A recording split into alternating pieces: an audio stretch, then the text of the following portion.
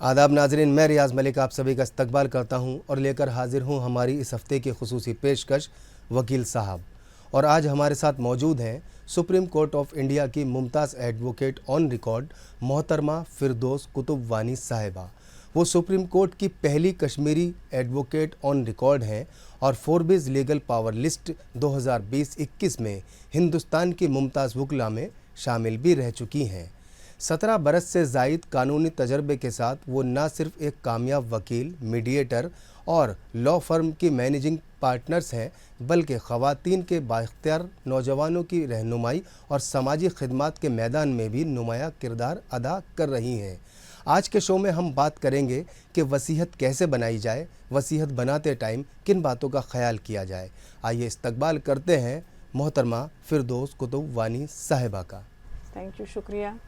जैसा कि आज प्रोग्राम रखा है वो रखा है वसीयत पर, तो वसीयत पे अगर हम बात शुरू करें तो एक बुनियादी सवाल सबसे पहले पैदा होता है, वसीयत कहते किसे है और कौन इसको कर सकता है? पहले तो फिर से शुक्रिया आपका कि आपने मुझे अपने मुनसिफ टीवी, जो कि मैं हमेशा कहती हूँ कि ये एक ऐसी चैनल है जिस पे कि वो बातें होती हैं जो कि कोई और नहीं करता। बहुत शुक्रिया। खैर, आपने ये जो शो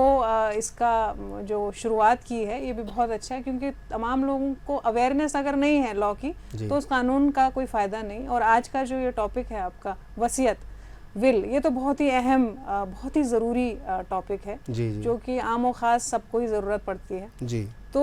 वसीयत क्या चीज़ होती है? वसीयत एक ऐसी चीज़ है जो कि कोई भी इंसान, उसके पास कोई भी प्रॉपर्टी हो, कुछ भी हो, मूवेबल इमूवेबल, मतलब कि ज़मीन है या गाड़ी है, कुछ भी है, और वो उसको किस तरीके से रखना चाहता है उसकी फौत के बाद, यानी उसके मरने के बाद उसका क्या होना चाहिए, किसको मिलनी चाहिए या उसके साथ क्या होना चाहिए, वो वसीयत होती है। ये एक ऐसा डॉक्यूमेंट है, ऐसा कागज़ है जो कि जब वो इंसान जो इसको लिखता है, बनाता है, उस वक्त जब तक वो आदमी जिंदा है तब तक वो इफ़ेक्टिव नहीं होती, मगर जब वो उसका इंतकाल हो जाता है उसके बाद वो इफ़ेक्ट में आता है। तो वसीयत एक ऐसी चीज़ है, इंडियन सक्सेशन एक्ट में इसको डिफ़ाइन किया जाता है कि ये एक विल है, चाहत है एक इंसान की उसके मौत के बाद कि वो अपनी प्रॉपर्टी को किस तरीके से, कैसे उसको डिस्पोज ऑफ करना चाहता है जी। ये तो आपने बहुत अहम बात बताई कि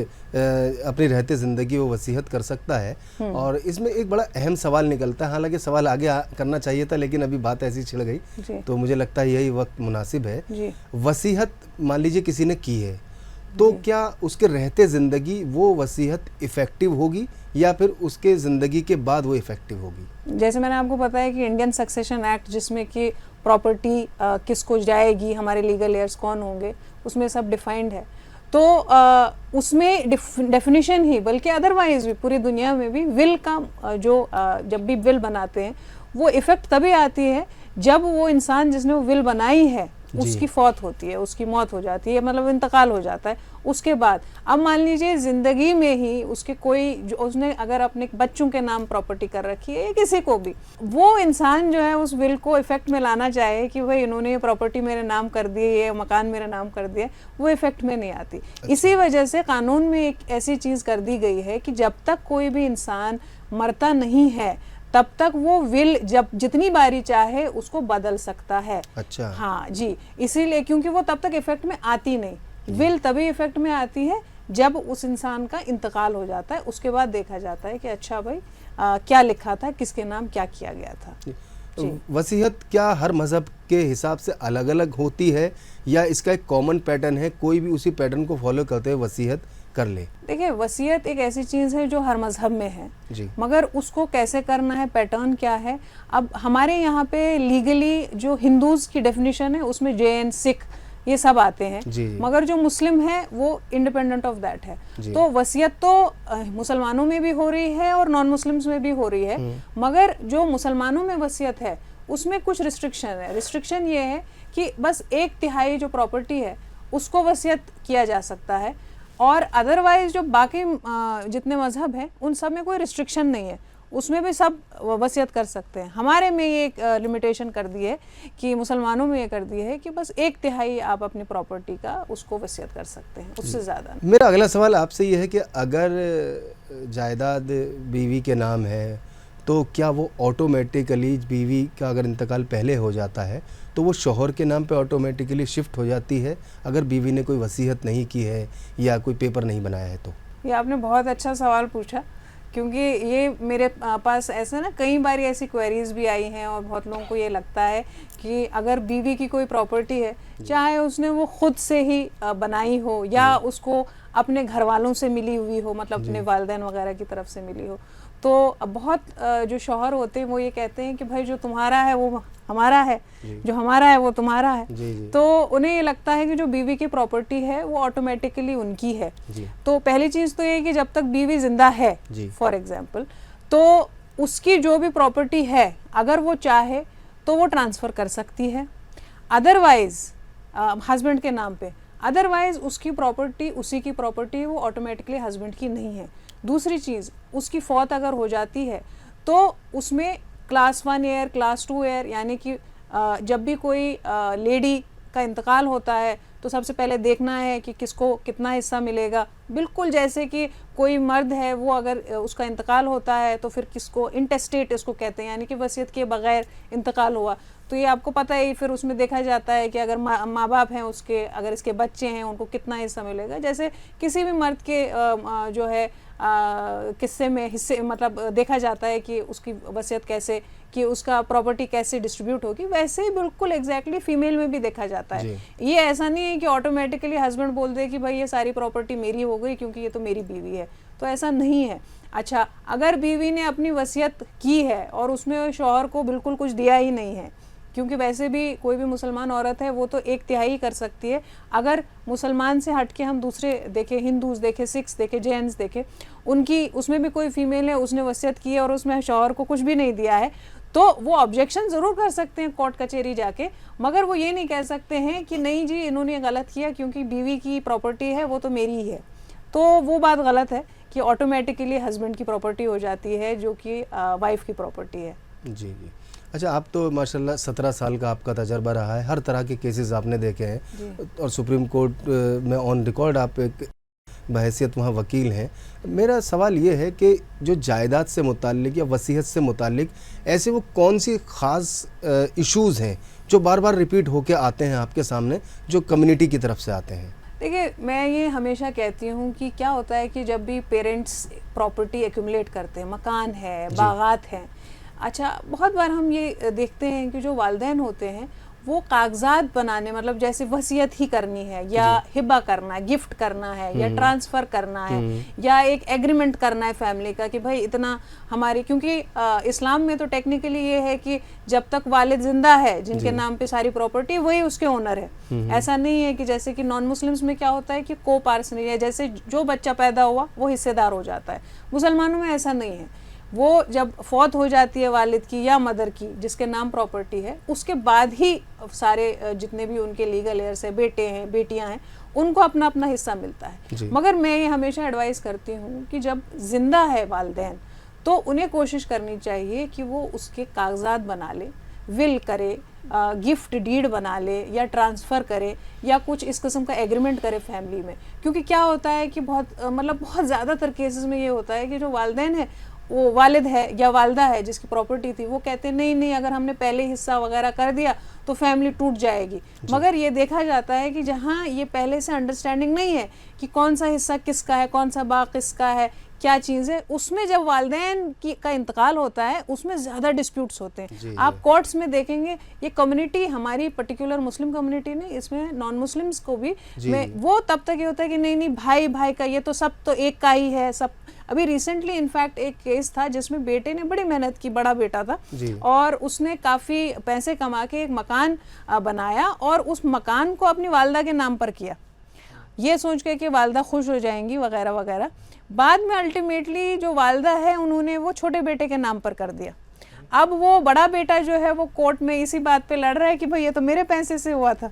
अब उन्होंने बहुत अच्छा ही किया कि वालदा के नाम पे किया, मगर एक अंडरस्टैंडिंग उस वक्त होनी चाहिए थी, इस किस्म का कोई कागज होना चाहिए था कि ये लाइफ टाइम इसको एंजॉय कर सकती हैं, और उसके बाद जो है क्योंकि मैंने इसमें पैसा लगाया है सो उसके बाद ये मेरा हो जाएगा, या इस किस्म का कुछ भी कागजात आप बना सकते थे, वो कोर्ट में जो भी कंटेंशन रहता। तो मेरा ये कहना है कि अगर आप पहले से एक अंडरस्टैंडिंग, एक पर्टिकुलर कागजात बना के रखें, बच्चों में आपस में डिस्कशन करके वो हिस्सेदारी करें, तो ये बाद में जिससे हम वकील ज़्यादा पैसे रुपए कमाते हैं भाई बहनों की लड़ाइयों की वजह से, तो वो शायद कम हो जाएगा। मैं ये बात कह के अपना नुकसान करा रही हूँ, मगर ये एक ऐसी बात है कि जो बहुत ज़रूरी है और सबको समझनी चाहिए। अच्छा, वसीयत अक्सर कुछ लोगों के सामने ऐसे भी लम्हात आ जाते हैं कि वो वसीयत करना चाहते थे लेकिन नहीं कर पाए और उनका आखिरी वक्त आ गया, तो क्या वो ज़बानी वसीयत वकील की मौजूदगी में, गवाहों की मौजूदगी में ज़बानी वसीयत कर सकते हैं या फिर तहरीर ही ज़रूरी है? आपके सवाल में ये जवाब है, चूंकि उनके सामने अगर गवाह खड़े हैं या वकील खड़ा है जो कि बाद में इस बात की तस्दीक कर सकता है कि जी इन्होंने ऐसी बात कही थी, तो वो ऐसा कोई ज़रूरी नहीं है कि वसीयत सिर्फ रिटन में होगी, बल्कि वसीयत जो है वो ऑरली भी हो सकती है, मगर गवाह बहुत ज़रूरी चीज़ है। इंडियन सक्सेशन एक्ट में एक चीज़ ये भी बताई गई है कि जिस तरीके से जैसे आर्मी ऑफिसर्स होते हैं हमारे यहाँ, या जो इस किस्म की ड्यूटी पर है जिन्हें पता नहीं होता जब वो किसी मिशन में चले जाते हैं फॉर एग्जांपल, और उन्हें ये नहीं पता होता कि पता नहीं मैं वापस जिंदा लौट आऊंगा या नहीं, मगर उनकी कुछ ऐसी ख्वाहिश होती है कि मेरा फलानी बाग है या मेरा फलानी मकान है और वो मैं चाहता हूँ कि मेरी बीवी को मिले या बेटी को मिले, बहन को मिले, तो उसमें अलाउड ये कर दिया है कि वो ऑरली उसको किसी को भी कम्युनिकेट कर ले, यानी अपना किसी सिपाही जो उसके साथ है या कोई उसका सीनियर है या कोई और है, या फोन से वो माना जाएगा। मगर बस ये है कि कोई उसको जो है मतलब ये बताए कि हाँ जी इन्होंने ऐसा कुछ बोला था, तो इतनी तो लिबर्टी दे रखी है। मगर मैं ये एडवाइस करूंगी कि अगर इस किस्म से कुछ होता है, चलिए देखिए कोई फौत हो रहा है उस वक्त वो तो अलग बात है, मगर अदरवाइज आप हमेशा, ये भी कहता है कानून कि आपने अगर वसीयत बनाई है तो उसकी रजिस्ट्रेशन ज़रूरी नहीं है,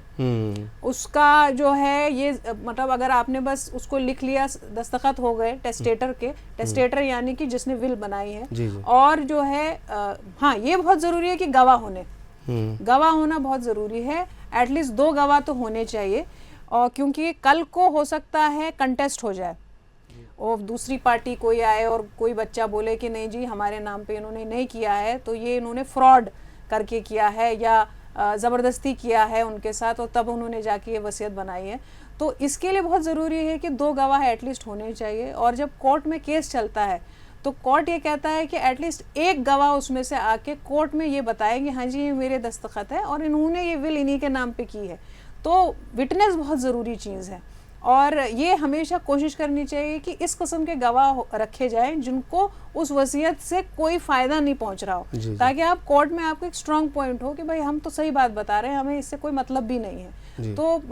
रिटन में हो या नहीं हो, बट ज़रूरी ये है कि रिटन में ही हो। अगर कानून, अब मजबूरी अगर है कि आपने ऑरली कर दिया, कानून में कोई कंपल्शन नहीं है, बट अदरवाइज एडवाइजेबल ये है कि रिटन में होना चाहिए। किसी भी तरह की वसीयत में गवाहों की कितनी अहमियत है? किसी भी तरह की वसीयत में गवाहों की ही ज़्यादा अहमियत है, क्योंकि देखिए क्या होता है, बहुत बार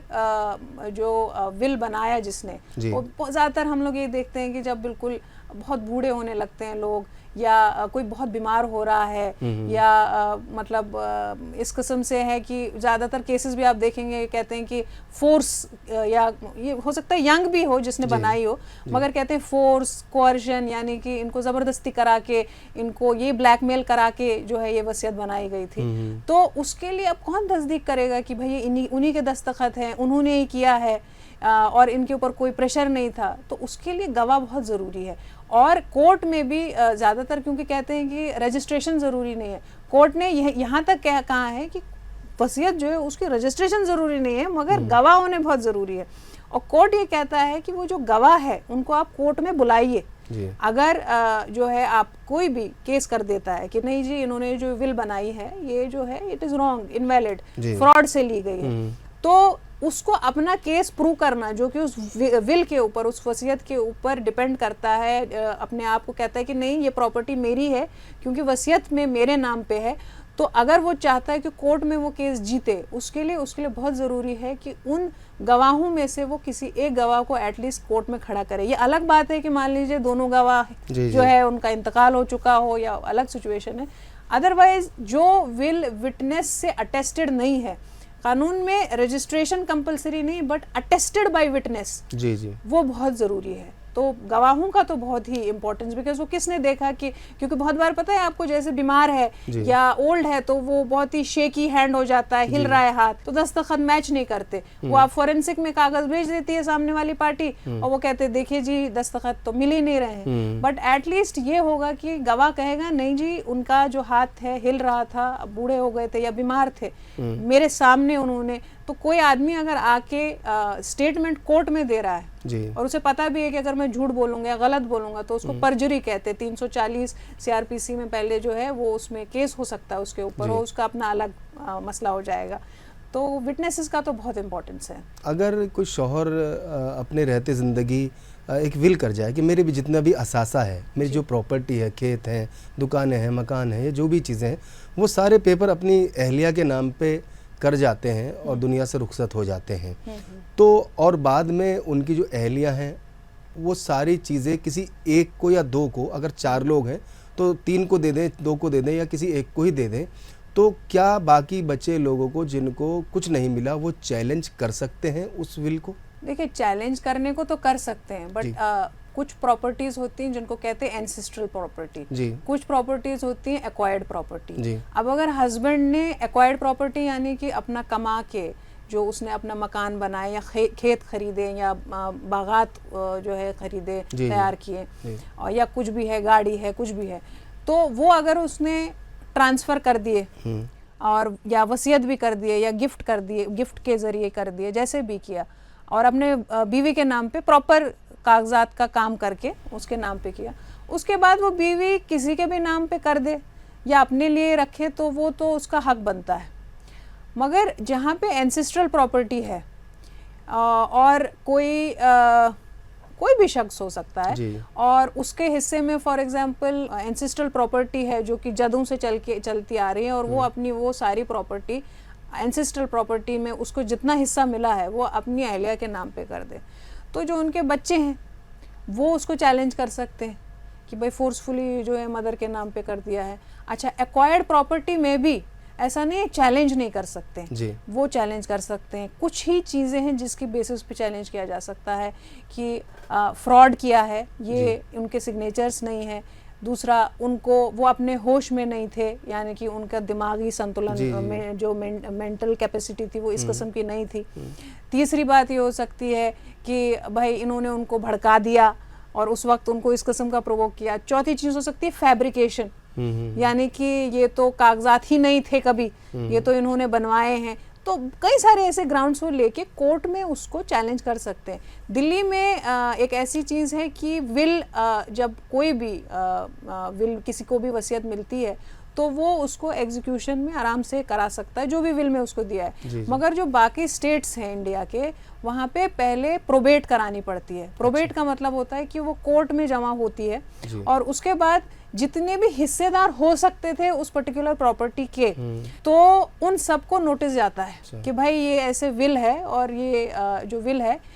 इस पे आपको अगर कुछ कहना हो तो उसके बाद उसमें अलग से बात हो जाती है। बट अदरवाइज जो है, इनफैक्ट इसको मैं बता दूं क्योंकि ज़्यादातर लोगों को नहीं पता होगी कि मुसलमानों में भी अगर कोई शख्स 1/3 से ज़्यादा वसीयत कर देता है, भाई हो जाता है 1/3 से आपने ज़्यादा कर दिया, तो जो इंसान है जिसने वसीयत की है उसकी मौत के बाद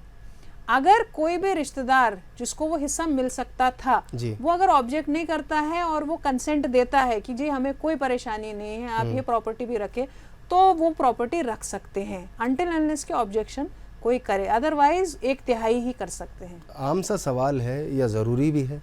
हमारे हिंदुस्तानी समाज में ख्वाह वो किसी भी मज़हब का हो, मिल्लत का हो,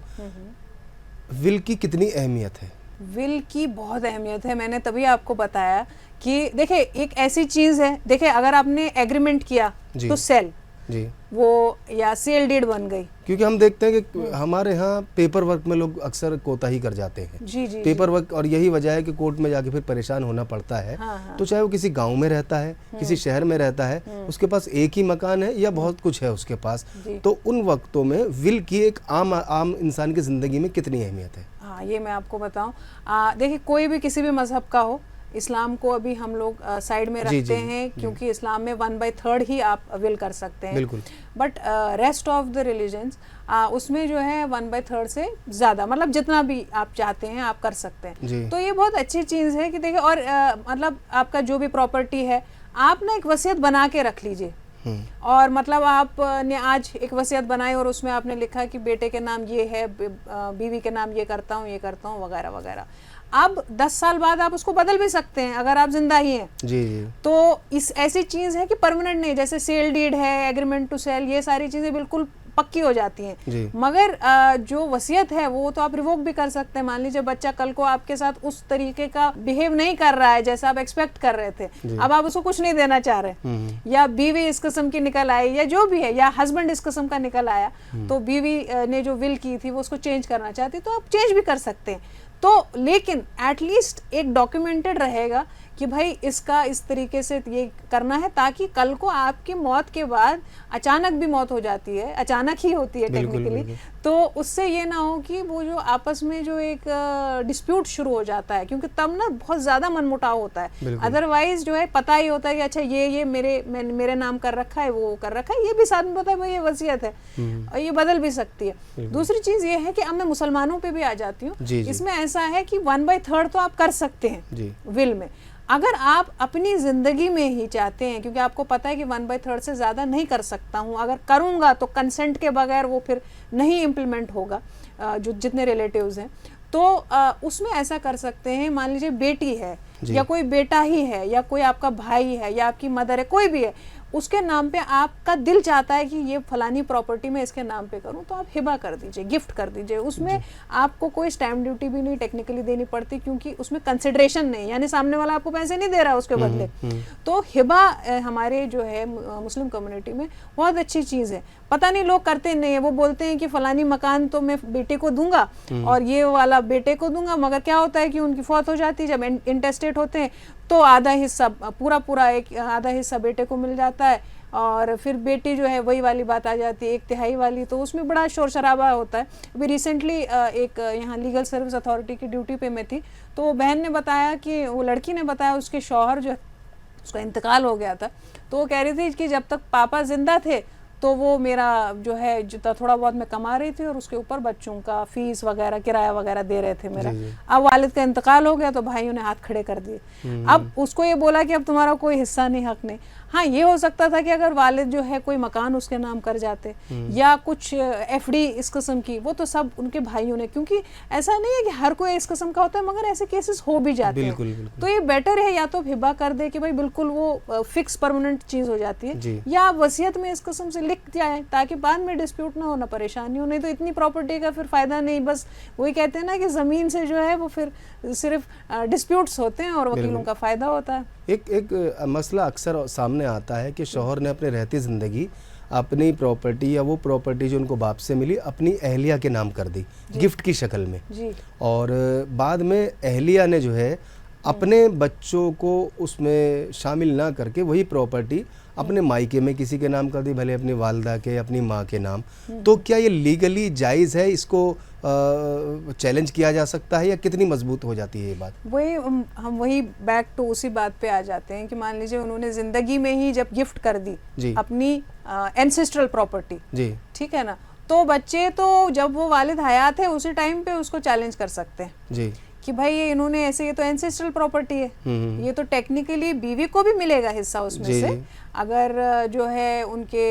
बच्चे हैं तो एक अलग रेशियो है, 1/6 है, अगर बच्चे नहीं हैं तो 1/4 हिस्सा मिलेगा। तो वो ऐसा है कि भाई उसके हिसाब से आप इसको बांटिए, तभी उसको डिस्प्यूट कर लेना चाहिए बच्चों को। हाँ, अब ये अलग बात है कि अगर एक्वायर्ड प्रॉपर्टी यानी हस्बैंड ने खुद बनाई हुई प्रॉपर्टी है और वो बीवी के नाम पे हिबा कर दी, गिफ्ट कर दी, अब वो बीवी जहाँ मर्जी उसको करना देना चाहे, मायके में देना चाहे या अपने ससुराल में देना चाहे या उसको वक्फ कर दे, तो वो उनकी मर्जी है। और अगर प्रॉपर्टी खानदानी चली आ रही है और बच्चों ने चैलेंज भी नहीं किया और बाद में पता चला, मतलब कभी भी बच्चे चैलेंज उसको कर सकते हैं जी, बिल्कुल और कर सकते हैं। वो वापस वहीं आ सकती है कि जिस तरह से चीज़ें आपस में बढ़ती हैं वैसे ही फिर वो बिल्कुल हो पाएगा। आखिर में चलते चलते मैं चाहूँगा कि हमारे नाजरीन को, व्यूवर्स को आप एक अच्छा मैसेज दें इसी विल से मुतालिक। हाँ, विल से मुतालिक तो मैं यही कहना चाहूँगी कि ये एक ऐसी चीज़ है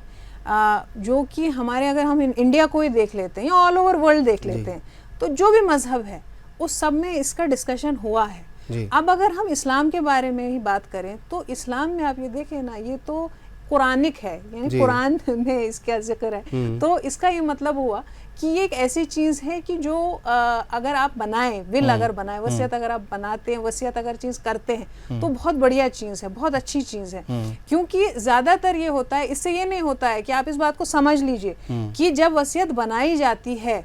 उससे फसाद या घर में जो है डिस्प्यूट्स नहीं होते हैं, मनमुटाव नहीं होता है। बल्कि अगर आपने वसीयत नहीं की और आपके इंतकाल के बाद कि भाई नहीं वो तो मुझे ज़्यादा मोहब्बत करते थे, नहीं मैं तो बड़ा भाई हूँ, मैंने ज़्यादा मेहनत की, तुम तो शहर चले गए थे पढ़ने, मैंने यहाँ पूरा संभाला और मैंने माँ का ज़्यादा ख्याल रखा, मैंने वालिद का ज़्यादा ख्याल रखा, मैं ये नहीं करता, वगैरह वगैरह बहुत चीज़ें। देखिए सबका कंट्रीब्यूशन होता है और वो बातें गलत भी नहीं होती, मेरे हिसाब से सब भी सही होते हैं, सब अपनी अपनी जगह सही होते हैं, मगर वो चीज़ें तब नहीं होती। मेरे एक लेडी जो थी वो मुझसे कहने लगी कि मैंने उनसे कहा वसीयत कर लीजिए, तो उन्होंने कहा नहीं, पूरा शहर जो है, पूरा गांव कहेगा कि इनके यहाँ तो ज़िंदगी में ही बंटवारे हो गए। तो मैंने कहा भाई जब आपकी फौत होगी उसके बाद सबके घर अलग अलग होंगे, एक दूसरे की तरफ ये देखेंगे भी नहीं जी। और जो है चाचा कौन, ताया कौन और खाला कौन, ये सारी चीज़ें हो जाती हैं। सो इट इज़ बेटर कि आप उसको, अगर अल्लाह ताला ने इसके बारे में कहा है तो, और हर मज़हब में है, ये सहूलियत ही है, तो विल जो है आप ज़रूर बनाएं, क्योंकि ये फिक्स नहीं होती है, तो चेंज भी हो सकती है। बिल्कुल, अगर आप अपने रहते ज़िंदगी में विल को चेंज करना चाहें, इसमें कोई फेर बदल करना चाहते हैं तो वो की जा सकती है, लेकिन अगर आप फौत हो गए विल करने के बाद तो फिर वो उसमें कोई फेरबदल हो भी नहीं सकता। और हमारे हिंदुस्तानी समाज में